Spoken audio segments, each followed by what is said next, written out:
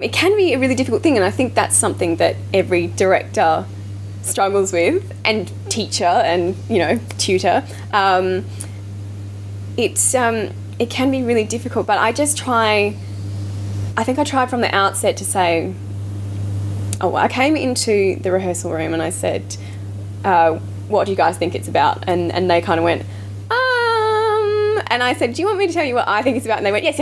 And I said, well, I think this is what happens in the play, and I think this is what it's about. And they said, yes, that sounds really good. And I was like, oh, excellent. So they seemed really enthusiastic to go with that, and I think it refined what they maybe sensed it was about but couldn't articulate.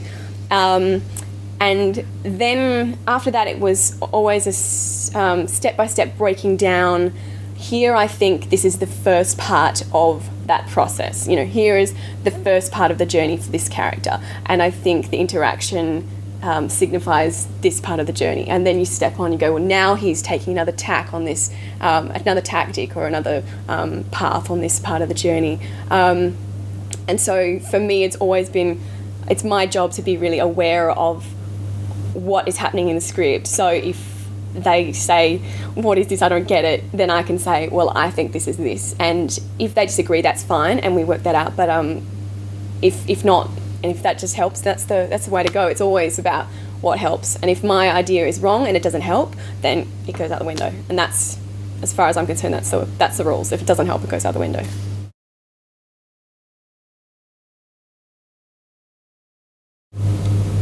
Screen acting is completely different from theatre acting, and the screen industry is completely different from the theatre industry. So it was a shock coming into it, and everything works completely differently, and especially when there's a big budget. It's just so different. Everything has to be, it's part of a machine. Everything has to work really well together.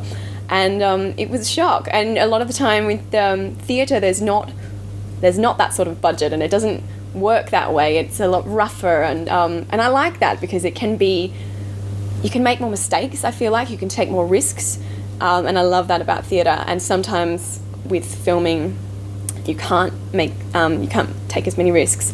But it was an amazing experience to be a part of with some amazing actors. So, and it was always a sense of me being on set and being like, I have to really be on my game today, and I have to know what I'm doing. And I was watching the experienced actors and going, what are they doing? How does this work? And just always being aware of everything that was going on.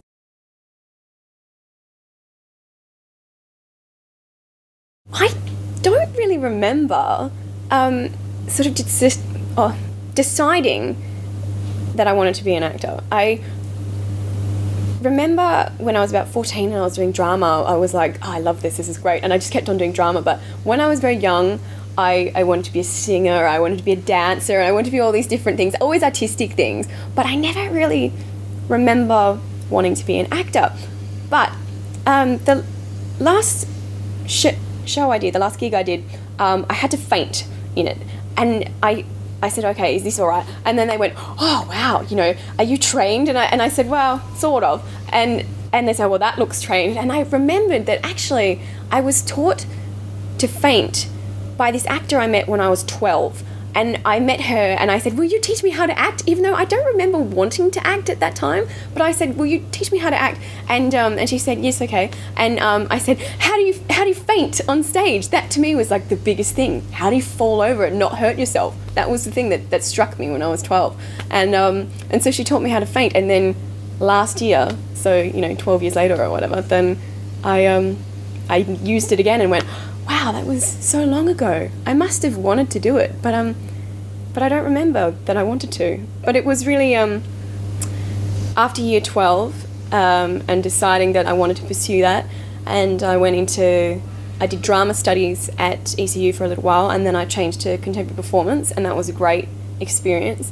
And as with most young actors, it was really always a process of telling myself that it was okay to do that, because it can be really hard to give yourself permission to be an actor because there's not that much work, and everyone knows there's not that much work. So when you say I want to be an actor, people go, really? Are you sure? And you kind of go, oh, am I sure? Oh, I don't know. But every step of the way it was like, do I have permission to do this? And I had to constantly be giving myself permission until I just kept doing it without having to give myself permission anymore. And I'm still here.